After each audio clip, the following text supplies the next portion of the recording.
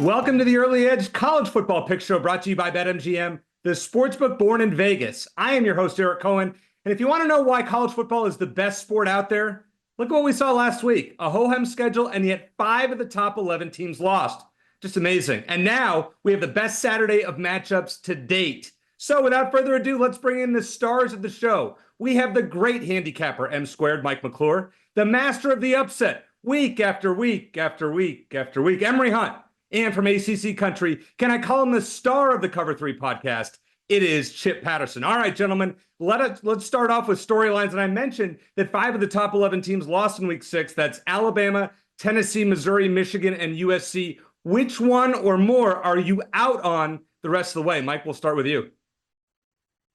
Can I say all of them? I'm out on a lot of them here, but I'm going to start with USC, and it's really just the theme that I've had on USC really the last few weeks. They don't have the offensive line needed to compete at the highest level in college football right now. That is why they struggle. Otherwise, they're great. Mason Miller, he's fine. He's a great quarterback. They're a well-coached team even. It's just they don't have the athletes on the line of scrimmage. They're one of the worst teams in terms of pass block win rate, and that's a problem in today's world of college football. Yes, running the football is important, but you have to be able to protect and give him time to throw.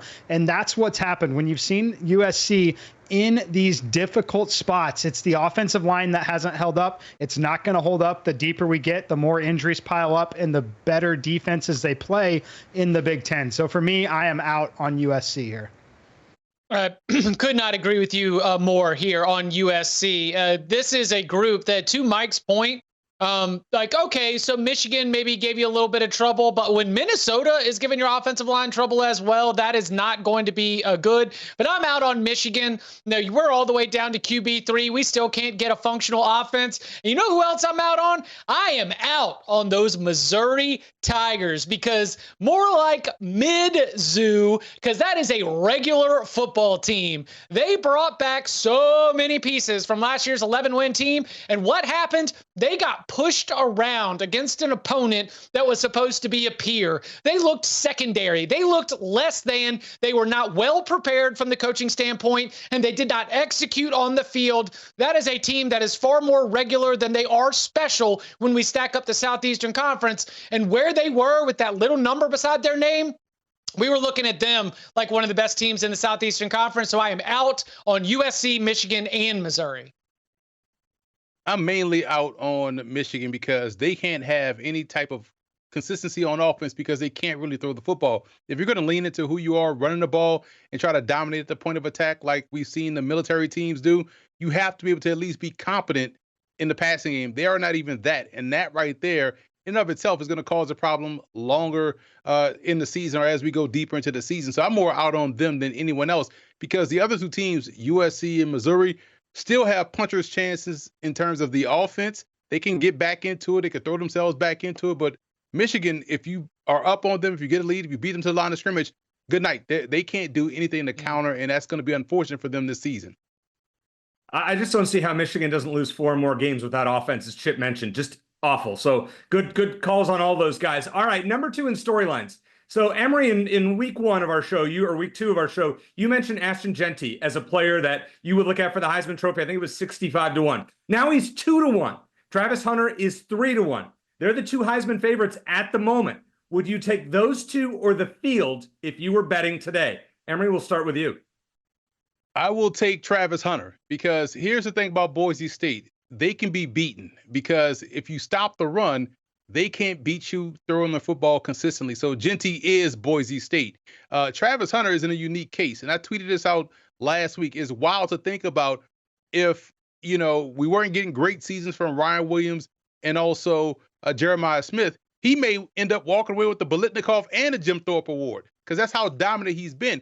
It was also helping him out in this era of college football that he can benefit from directly, which has helped him out a little bit more so, not as much as his talent, but just an added boost. The fact he's in the social media era. So he's going to make a play on either side of the football in every game. So regardless of Colorado's record, this guy is going to be doing things that are Heisman worthy. And when you add on to the fact that Colorado is playing winning football and could be a player in the Big 12, is going to enhance it even more. So I am all in on these plus odds for Travis Hunter.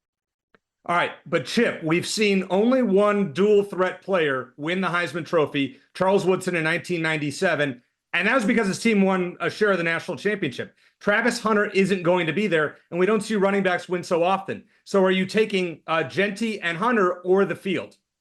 I'm going to take the field. I have written for CBSSports.com the case and the path for Travis Hunter to win the Heisman Trophy. So I'm not firmly against it. This is just some cold analysis of the situation at hand when you still have so many quarterbacks left on this Heisman Trophy odds board. Because while among the 800 some odd Heisman voters, there are some that are going to be influenced, by some of the things that are trending and the things that are hot. There are a lot of traditional thinkers out there, and traditional thinkers like quarterbacks and traditional thinkers like quarterbacks that are in the running for the national championship. That's where I'm not ready to bury Quinn Ewers. I am not ready to bury even Jalen Milroe after that disappointing loss against Vanderbilt because of the statistical excellence that Jalen Milroe continues to put up, reaching benchmarks that haven't been hit since Lamar Jackson in 2016 when, he won the Heisman Trophy. So I'm going to take the field here, not because I'm out on Jeanty, who I think is fantastic, not because I'm out on Travis Hunter, who I think has a better argument to win the Heisman than Charles Woodson did, but with so many quarterbacks left on the board and knowing the Heisman voting history, in this proposition that you are offering me, I take the field and those quarterbacks. I'm right there with you, Chip. I'll take the field, and I will say Travis Hunter is the Heisman to me. He is the most deserving player of it. The problem that I've got here is just the way the award is given and the way people vote. They've got to win. If they win and represent the Big 12 in the college football playoff, he's got it. They've got two very difficult games coming up with Kansas State and Arizona, so we'll see how the odds are reflected based on the on-field team results there. But looking at the quarterbacks, one we haven't talked about, Cade Klubnik. The perception on him was so low last year, so low early this season. They have really turned it on. They're not losing another game the rest of the way till they get to, college football playoff territory, potentially ACC title game. But other than that, this team is on cruise control. These other teams are going to start to beat up on each other, mostly because they all play in the SEC outside of Dylan Gabriel, who's got a very tough matchup this week. Everyone else here is going to be beating up on one another, plays for a G5, or again, in Travis Hunter's case, plays a very tough schedule, and they have to win for him to win this award, in my opinion. So I want to highlight Cade Klubnik here. I think he's going to be on the left side of this graphic sooner than later. I like the price point plus 2,000 here. Surprised that none of you mentioned Ashton Jeanty, though. He's approaching Barry Sanders territory in terms of the numbers he's putting up. If it continues, can you leave out a running back who rushes for 2,500 or more yards? I don't know that he'll get there, but can you? It's a good question. All right, number 3. We talked about this last week. It was an interesting one. So let's go back at it this week. What is your fishiest line of the week? Chip, we'll start with you. Red River scores come a little crazy, right?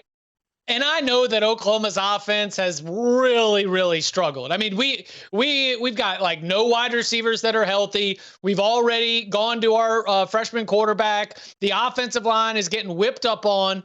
But we really think there's only going to be 49.5 points in the Red River rivalry when we've seen so many of these games have massive momentum swings and defensive touchdowns and special teams plays. I think that I understand what the model is going to spit out, especially given Oklahoma's profile as a great defense with an offense that struggles. But man, that feels low for a game whose history shows us that there can be some pretty wild scores. Exactly, Chip. And you add the fact that Quinn Ewers is coming back off of an injury. So why are the Texas Longhorns in this rivalry game of this magnitude, first game in the SEC, they're meeting as conference mates, that this is a 14.5 point spread for Texas? This game does not make sense because the favorite, you go and think like, oh yeah, they're supposed to blow this team out. They're clearly the better team. And then we end up in some wild shootout that goes to the last second on some craziness that tends to happen. I would definitely look at this line and say, you know what, this is a little bit too crazy, a little bit fishy for my eyes, based off the two teams, the quarterback coming off of an injury, and the fact that these games always tend to go back and forth. This is a bit fishy for me. I definitely agree there. I want to highlight the Penn State game against USC. I think this game should be closer to a touchdown. I know we want to continue to back USC, but I think we've seen enough of a sample size to see the offensive line concerns. When you look at Penn State, yes, it's a new look offense, but it's that defensive line, the way they're able to generate pressure and get home. If you saw the struggles that USC has had in the Big Ten already, those are going to be magnified in this particular matchup. I don't care where the game is being played. I think this thing should be north of a touchdown. So for these picks and a lot more, if you're not a SportsLine member, what are you doing? Make sure to join SportsLine for best bets and model picks and use promo code WINNERS for 60% off an annual plan. That's better than anything that you'll find on the site right now. That is promo code WINNERS for 60% off an annual plan. Coming up next, how does USC bounce back against a top 5 Penn State team after that inexcusable road loss at Minnesota? We'll make our Week 7 selections here on the Early Edge College Football Pick Show.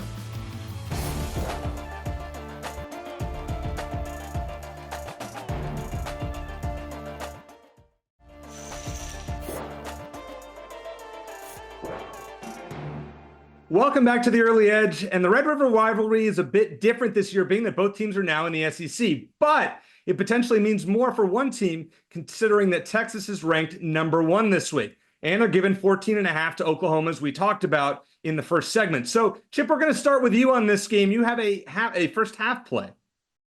Yeah, I do not believe that Texas is going to be able to do to Oklahoma in this game what it was able to do to Michigan when it went up into the big house and just ended the game by halftime. I think that Oklahoma at this point in the season, they understand who they are. They understand exactly what they need to do to win this game. Lean on the defense, try to shorten the game a little bit, cause some problems for Quinn Ewers in his first spot back. So I wanted to go and look at the first half line, because I understand that talent-wise, if you want to get into trade and paint, Oklahoma cannot score as many touchdowns as prolifically as Texas can. But do I think that Oklahoma can get enough stops to be able to keep this close going into the locker room? Yes. Do I think that Oklahoma maybe can scheme up an explosive play or two against a Texas defense that has largely been on cruise control for a month? Yes, I do. So with an advantageous number, I'm going to go Oklahoma first half plus 7.5. I'm going the other way, but we can definitely thread the needle here and cash them both. It's going to be Texas minus 3.5 in the first quarter. And it's really because I like Texas's red zone defense here. I don't think Texas is going to surrender a touchdown in the first quarter to Oklahoma here. I think a 7-0 or a 7-3 first quarter is a very realistic outcome in this game. I know that there could be some concerns with Quinn Ewers in this one returning. However, I don't necessarily think it'll be drive one. I like them having scripted drive out of the locker room here. I think having to make in-game adjustments could be a thing for them, but I think they're going to set them up with very comfortable throws on that opening drive. I think they're going to have some success running the football, but it's really about the Texas defense. I don't think they surrender a first quarter touchdown here, so I will lay the 3.5 in the first quarter. Guys, can we get that Oklahoma graphic back up again? I just noticed something that it was just amazing to see from Oklahoma. Look at 2019. So in order for Oklahoma not to cover a ball game as a double-digit underdog, you literally have to have the greatest offense in college football history in order to do so. It's insane. So I look at this game, I look at that total. Chip talked about it in the last segment, which was spot on. There is no way I'm going to believe that this game is going to be a low-scoring, grinded-out game, run game defense. No, them days over with. This game's going to go well over 49 points. So I will attack this over. This game's going to get crazy. We may see 4 quarterbacks play in this ball game. We're going to see everybody's depth chart in the backfield, a lot of receivers, so special teams touchdowns. Points will be scored in this ball game, so I'm taking the over. Emory, we don't talk about these picks beforehand. Somehow I end up on an island seemingly every week. Worked out well for me last week. Went 2-0 in the ones I disagree with you on. I hate going against you. I just want to say that. Chip mentioned this as a fishy line, but I'm going under 49.5. I know that 13 of the last 14 between these two teams have seen 49 or more total points. They're averaging 70 points per game combined in that span. But I'm buying into that Texas defense, which ranks second in college football in points per game allowed, which is seven per game, and yards per play, 3.8. Oklahoma's offense, not very good. Ranks last in the SEC in total yards per game, under 298 yards, and their third down percentage absolutely stinks, below 27%. Give me Texas 29, Oklahoma 10, way under. Now, speaking of EC Island, let's get back to it. It's Penn State and it's USC. Mike talked about this as kind of a fishy line here. Penn State is a 5.5-point favorite as the number 4 team in the country against an unranked USC team. Emory, we're going to start with you on this one. Which way are you leaning? Leaning all the way toward Penn State, that I'm falling over the chair and helmets falling off the shelf behind me. But when you look at Penn State's offense, you look at what they do well. They can attack you in multiple different ways. They can run the ball rather well. They can throw the football across the yard. They're at least opening up the passing game more so this year than last year. And the defense that Mike talked about, attacking his USC offensive line, is the matchup that USC has to prove that they can win. But we know Penn State can win against USC's defense because they're going to get more chances at bat. They're going to get more opportunities. And this is a big game for Penn State, albeit a lot of people lost last week. Penn State didn't play. They sat pretty, watching everybody lose. And I just feel like this is a great game for them to reestablish themselves as one of the best teams in college football. Yeah, this really is on a couple of levels, just nothing but red flags for USC. I mean, this is a spot where, as we've talked about a lot here, the offensive line is at a huge disadvantage. Abdul Carter, Danny Dennis-Sutton, like the way that this Penn State defensive line piles things up against you, the offense is not having that dynamic downfield passing attack that we might have thought with the offensive coordinator change. They still are creating enough explosive plays, but it's like as you get deeper into the game and as you continue to not have success, then you get desperate. Then you're in an obvious passing down and, oh no, Abdul Carter just got me with another sack. I mean, it's just negative play after negative play after negative play. One more piece here, player availability issue that I think really matters. USC linebacker Eric Jeanty dealing with concussion issues, according to Lincoln Riley. They're thinking about shutting him down for the year. He might be their most important player on defense and absolutely huge for the run defense against Nick Singleton and Katron Allen. I don't even think that they need to go deep into their bag in the passing game. Running the football, physically manhandling USC at the line of scrimmage, that's the path to a 7 to 10 point win for the Nittany Lions. Yep, it's going to be all Penn State here. Again, this number should be north of 7. It should be 7.5 in a true road environment at USC. USC, 128th out of 134 schools in college football in pass block rate. That is not a recipe for success when you get to this level of competition. This Penn State team, 5th in terms of pass rush, and I could make the argument that they're probably going to finish 2nd or 3rd after Ole Miss, who ranks 4th, gets into more of their conference play games. So I love Penn State in this particular matchup. They've had the time to prepare, and USC just simply is behind the 8 ball offensively every time they take the field here. And I don't think that defense for USC is going to have a chance to rest much, because when you look at Penn State, they're going to dominate time of possession in this game. They're going to be able to move the football up and down the field really however they want to. So I am also on Penn State. Welcome to EC Island, which last week, it's a lonely place, not going to lie. But when you go 2-0, the drinks are flowing and on the house. We're going to give it a try this week. Just by coincidence, going USC plus 5.5. So I kind of like the spot for the Trojans in what I consider a must-win game. I don't think they're out of the playoff race yet, but they probably need to win out. And this is a must-have game. If they lose, they're done after the losses to Michigan and Minnesota on the road. But I don't think USC is going to make the playoffs by any chance. I just want to point that out, that they're still alive. Penn State has lost each of its past 3 road games against an AP top 5 team. And by the way, Lincoln Riley has never scored under 20 points in back-to-back games as a head coach. He will not this week either. I'm actually calling for the upset. USC 24, Penn State 23. Listen, college football is weird this year. Why not keep it up? All right.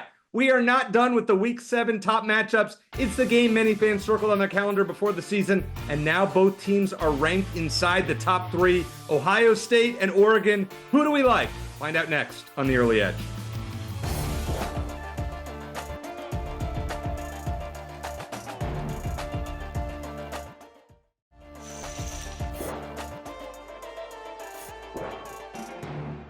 Back on The Early Edge, and let's start with an SEC clash between 2 ranked teams. Considering their difficult upcoming schedules, is this a win? Is this a must win for both Ole Miss and LSU? Mike, you're going to be at this game, which is awesome, unbelievable, and everything in between. What is your pick?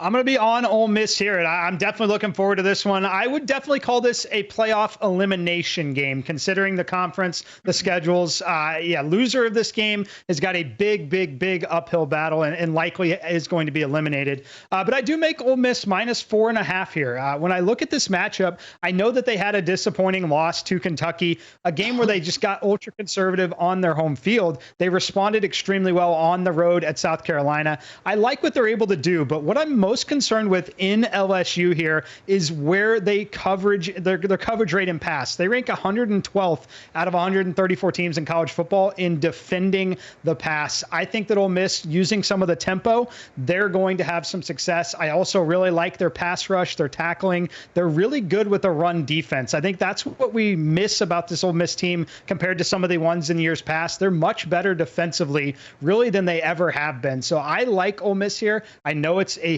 hostile road environment at night, but I do think this number should be 4.5. Chip, this is the first time we've had this happen to us this year that we're all on different sides. Why LSU? Well, I mean, look, last year's game was 55-49 with more than 1,300 yards of combined offense. Basketball on grass, who's got the ball last, who's going to make a play, who's going to get a stop. I would not be surprised if it's something similar. My favorite bet for this game, I wasn't even able to make. Personal foul penalties over, procedural penalties over. This game screams stupid through and through, which is why I've got to throw all the numbers out. And I've just got to go down to vibes, okay? So Nick Saban arrives in 2000. Since 2000, there have been 123 night games at Tiger Stadium. Their record, LSU's, since 2000 in night games at Tiger Stadium is 108-15. Tigers. That 15 losses is more than I would have thought, Chip. So I'm actually kind of surprised. I thought it was going to be like 120-3. All right, Emory, you heard what Chip said about basketball on grass, and I don't think you disagree with that. If you take the Red River rivalry and add Tony Chachere's, Avery Allen Tabasco sauce, and some sugarcane, you get Ole Miss versus LSU, right? This game, Mike read off what matters, the football side. None of that matters, Mike. None of that matters in this ball game because chaos will ensue. This game is historically insane. It doesn't make sense statistically, because you will see back and forth between these two schools, especially when you think about LSU's defense and their secondary going up against that Ole Miss offense, and LSU's offense that finds ways to generate big plays, and Ole Miss loves to get into a shootout. So I like this going over 64.5. I know it seems like a lot of points, but I've seen this story before, and I'm not going to not take this to go over once again. All right. Once again, hate to be on the opposite side, but I'm going under 64.5. Listen, LSU's won 13 straight home games, and they're 7-0 in their last 7 in Baton Rouge against Ole Miss. But that Ole Miss offense, pretty darn good, second nationally in yards per play, passing yards per game, and total yards per game. But their defense is the best in the nation against the rush and third in yards per play and points per game. I am buying into that Ole Miss defense. And by the way, just for on the season, in games with totals of 60 or more points, unders are hitting at a 63% clip this season. Sometimes the trends do lie. Sometimes they don't. In this case, I'm going with the under. Give me Ole Miss 30, LSU 23. All right. Go ahead. Hey, EC. Hold on. Yeah. Let's play a quick game right here, Eric. Tell me your favorite offense this Ole Miss defense has faced. I can give you some options. It's Wake Forest. It's South Carolina. It's Kentucky. It's Furman, it's Middle Tennessee. So of those offensive juggernauts, who is your favorite offense that this Ole Miss defense has faced? Wake Forest. I don't know why. Yeah, that's okay. That's a good answer. Emory, go ahead. Listen, you said 60% have been on the under. Well, I must be on the 40% because every game I broadcasted this year that involves the Monmouth Hawks goes over, and it's some insane total offense. No one's playing defense outside of Army and Navy. Everybody else is just letting everybody go up and down the field. So I can't wait for this one. This is FBS only, Emory. So that's why that 63% set. It does not include your Monmouth team that you're broadcasting there. So, okay, we're going to throw that one out. All right. It's the game of the early season, one that I cannot wait for. Number 2, Ohio State is a 3.5-point favorite at number 3, Oregon. I mean, this one is such a tough game to pick. But Emory, we're going to start with you. I have a feeling where this is going. Let's hear it.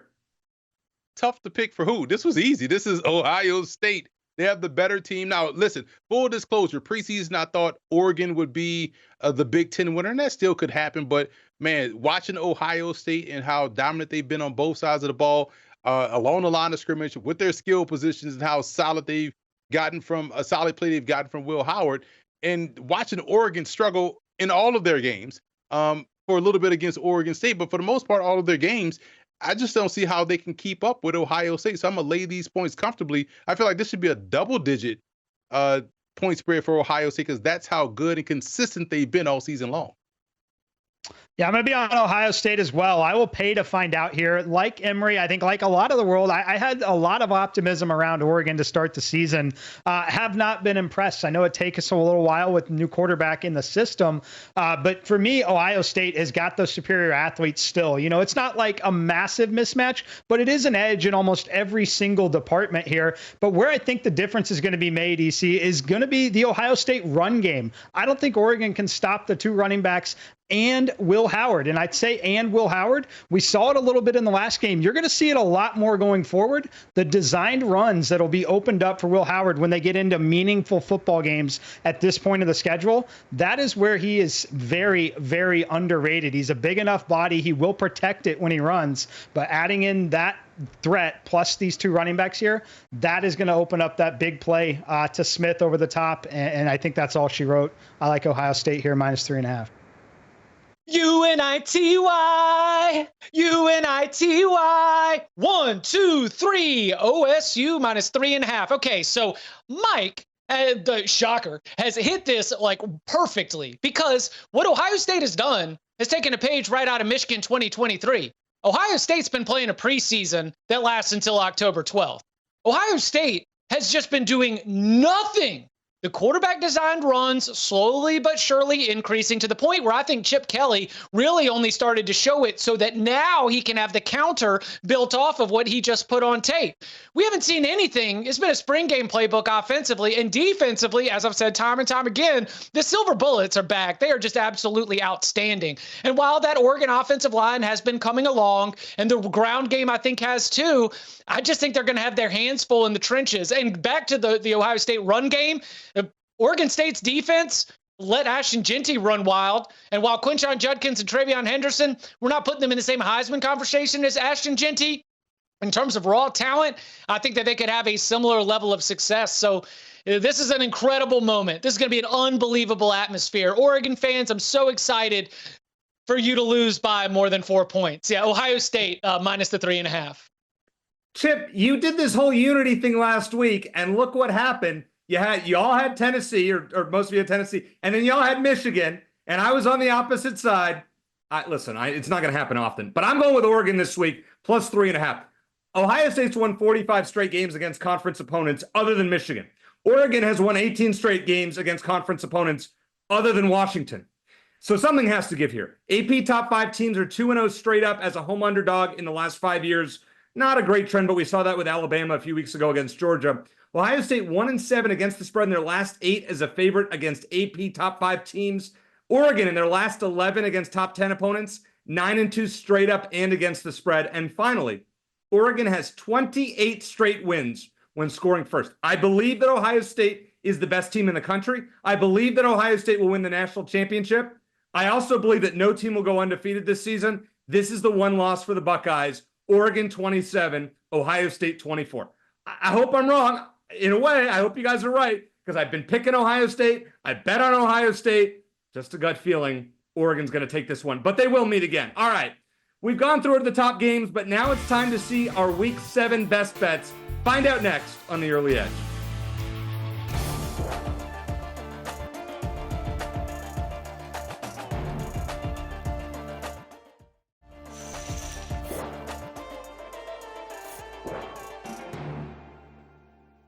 It is time for our best bets here on the show, my favorite segment. And look at Emory. He is absolutely killing it. 9-3 overall, a 2-0 last week. I'm 7-5. The other two, a couple behind, but you never know. It only takes 1 week to catch up. So, Chip, we're going to let you start off here first. Give us your best bet or your first best bet for week 7. Yeah, you would have thought at the beginning of the season that Clemson having to go play at Wake Forest might have been a little bit of a hangover, might have been a little bit of a letdown. Well, the Tigers took care of business against Florida State, and it's Wake Forest who I think might have the hangover. Emotional comeback win against NC State last week. They trailed by 10 going into the fourth quarter, kind of stole one in Raleigh. Clemson has been an excellent first half team since the Georgia game, so I'll take them minus the 10.5. Fair enough. All right. Now, Emory, this is a game that a few of us are picking as our best bet, but we're on opposite sides. Once again, just randomly. Let's start on the Colorado side. Why are you rolling with the Buffs against Kansas State? One, because they have the clear-cut number one quarterback for the NFL draft in the country in Shedeur Sanders. I've been saying that since he was at Jackson State. So just want to make sure I continue to clarify here on the Columbia Broadcast Station that point that Shedeur is clear-cut number one. But more importantly, we've watched this team go from false chatter to hoping they can win to believing they can win to now expecting to win. We saw that against UCF, number one rush team in the country. All those rushing yards, running by the quarterback, running by R.G. Harvey, shut those guys down. Now they come off of a bye week, so does Kansas State. But this team is now expecting to go out there and dominate a team that has a very good, solid run game of what they faced before. And, their guy, Johnson, that they faced that was on the team last year. But also a quarterback in Avery Johnson Dylan Edwards. Avery Johnson is someone that is starting to finally turn it on a little bit. But if you're going to make this Avery Johnson versus clear-cut number one Shedeur Sanders, I'm going to take Shedeur in that passing game 10 times out of 10. I don't care how this game ends up for Colorado, +4, even a little sprinkle on the money line, I'm taking the Buffs. Mike, you are a Kansas State fan. You took $100 off me earlier in the season when your Wildcats smashed my Wildcats. Where are you leaning in this game? This one's going to be fascinating. I'm leaning points. I'm going to isolate Kansas State's team total over 30.5. I lean over in the game as well, but this key number here, 31 to 35, 37, that is where Kansas State's going to live. The question is, can Colorado keep up? I actually think they might be able to here. You talk about the quarterback play in this matchup. These quarterbacks are going to feast, both of them. Both of these quarterbacks right now are going to be awesome when they're not pressured. These two teams are horrible in generating pass rush. When you talk about Colorado here, 116th in pass rush in the nation, that's the better mark in this game. Kansas State just 129th in pressure rate. Giving Shedeur time to throw is going to be significant. But what's significant for Kansas State's team total is having the threat of Colorado pushing on the other side. I think they're going to have success on the ground still, but this is going to be an absolute track meet because no one's going to be able to get to the quarterback. And these two are phenomenal athletes. Will pick apart the defenses. Give me Kansas State's team total over 30.5. And Mike, I'm on your Wildcats this week. I'm going Kansas State -4 at Colorado. Listen, I don't mean to be a hater here, but I'm not buying into the Buffaloes after their super fluky win against a so-so Baylor team. And it was an impressive win at UCF, but UCF just might not be very good after what we saw last week against Florida. They've stunk 2 weeks in a row. Maybe they're just bad. So that's why I'm buying into Kansas State. I mean, Oklahoma State isn't great either, but Kansas State on the ground is going to absolutely smash Colorado. They're averaging more than 252 yards a game, which is third among Power 4 teams, and Colorado's given up 156 yards per game on the ground. I know they haven't given up a 100-yard rusher yet. I bet that changes this week with Dylan Edwards. Just going to say that, and maybe Avery Johnson. SportsLine model, if you're a SportsLine member, it agrees. A-rated pick. I think this is a 2-touchdown game. Give me Kansas State 34, Colorado 20. All right, Mike, as the resident Kansas State fan, do you like my side or do you like Emory's side? I mean, I've got to lean to your side since I'm on their team total, but it should tell you something if I'm not playing them under a touchdown, but willing to back their team total. So I think it's going to be an absolute shootout of a game. And I really do think Kansas State will struggle to stop Colorado in the passing game. You East Coasters, stay up late, a 10:15 start. You're going to be staying up till 1, 2 in the morning with this one. All right, Emory, since you're killing us all in this segment, 9-3 on the year, your second pick is a team that just beat the number one team in the country last week, and they're getting nearly 2 touchdowns. What gives? Well, me doing this is me watching you move the goalposts with Colorado. They beat a team that's good. Now all of a sudden the team they beat is bad. Like, ain't no way. But this I could have picked this line for the Fishiest line too.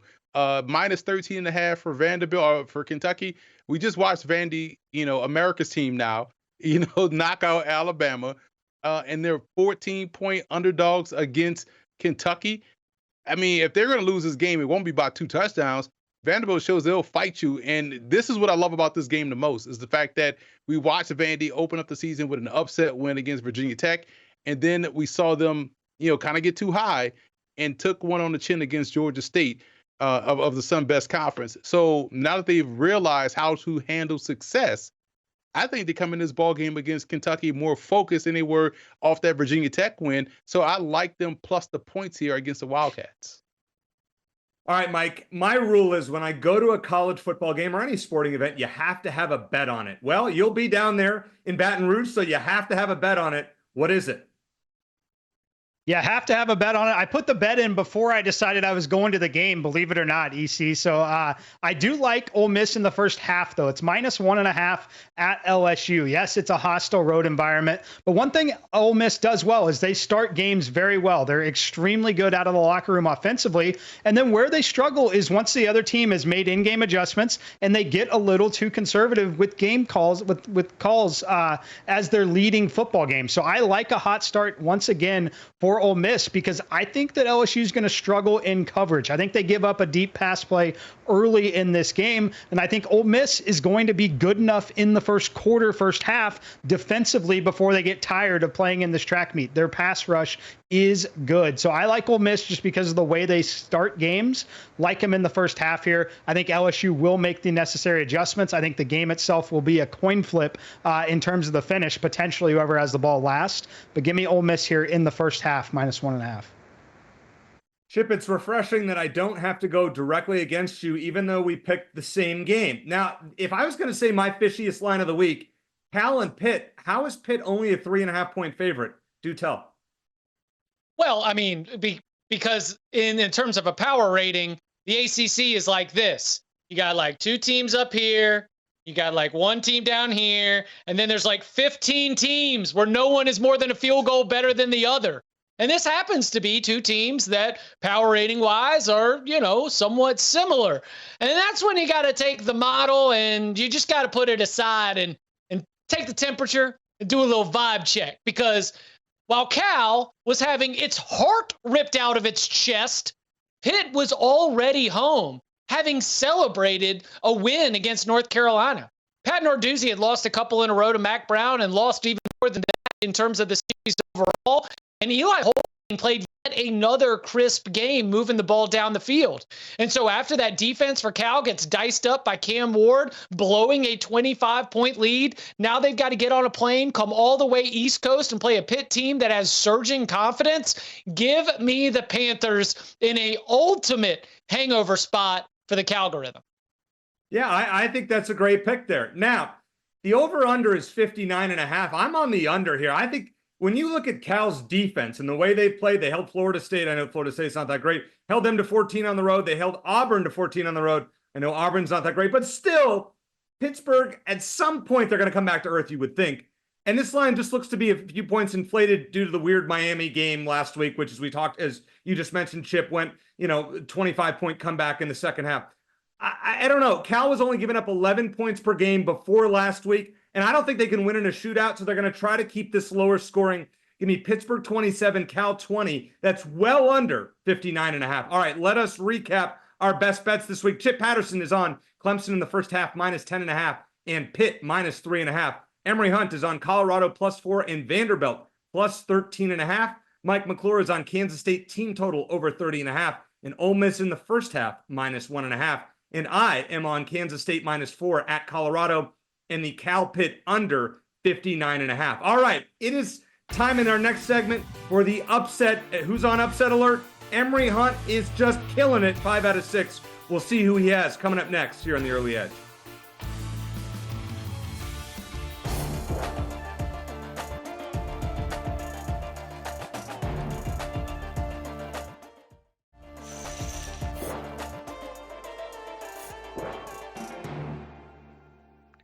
Welcome back to the Early Edge. Every week I wonder if Emory can do it again, but he finds a way. 5 out of 6 weeks, 5 out of 5 when it comes to FBS versus FBS teams. I have people stopping me on the street saying, what is Emory going to do this week? How can he keep up this streak?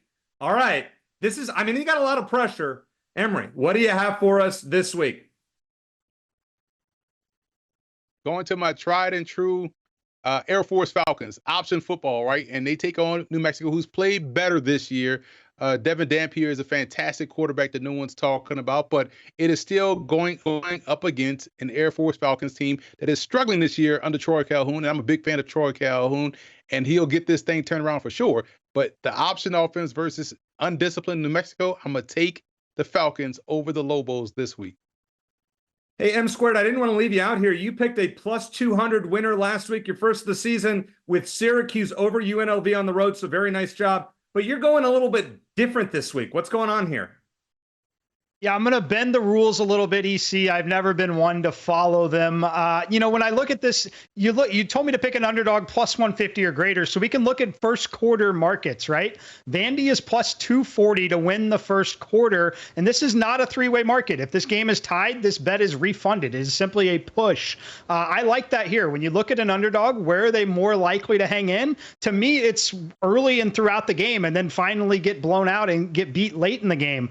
So I like Vandy here. I think the question is, can they remain focused after such a big win? I think they can for a quarter. And you look at Kentucky, a team that plays very conservatively overall offensively. I think there's a really good shot that we could get this with a field goal or a single touchdown from Vandy. I love Diego Pavia. He is fantastic. The guy will literally put his body on the line every single play, even if it's for a half yard. And that's what I love to see in this kind of situation. But it's really just the rules of the contest. You get this plus 240 in the first quarter. Give me Vandy here.